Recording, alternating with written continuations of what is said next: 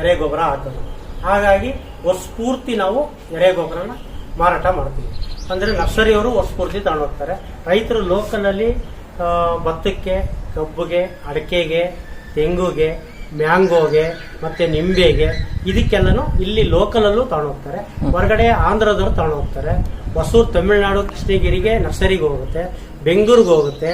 ಮತ್ತೆ ಈ ಕಡೆ ಗೋಣಿಕೊಪ್ಪ, ಶುಂಠಿಕೊಪ್ಪ, ಸಂತೆ ಈ ಕಡೆಗೆಲ್ಲ ಇದಕ್ಕೆ ಕಾಫಿ ಗಿಡಕ್ಕೆ ನಾವು ಎಲ್ಲಾರ್ಗು ಎಲ್ಲಾ ಬೆಳೆಗಳಿಗೂ ಎರೆಗೊಬ್ಬರನ ಸಪ್ಲೈ ಮಾಡ್ತಾರೆ. ನಾವು ಇದು 25 kg ಬ್ಯಾಗ್ ಮಾಡ್ತೀವಿ.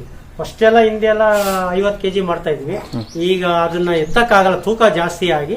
ಹಾಗಾಗಿ ಈಗ 25 kg ಬಂದಿದ್ವಿ. 25 kg ಬ್ಯಾಗ್ ಮಾಡ್ತೀವಿ. ಕೆಲವು ಸಾರಿ 5 kg 10 kg ಬ್ಯಾಗು ಮಾಡ್ತೀವಿ. ನರ್ಸರಿಯರಿಗೆ 25 kg ಬ್ಯಾಗ್ ಮಾಡಿ ಎಲ್ಲಾರ್ಗೂ ಕೊಡ್ತೀವಿ. ಮತ್ತೆ ನಾವು ಏನ್ ತುಂಬ್ತೀವಿ ಕಸ, ಈಗ ತೊಟ್ಟಿಗಳಿಗೆ, ಈಗ ನಮ್ಮ ಹತ್ರ 60 ಅಡಿದು ಒಂದು 20 ತೊಟ್ಟಿ ಇದೆ. 2 ಅಡಿ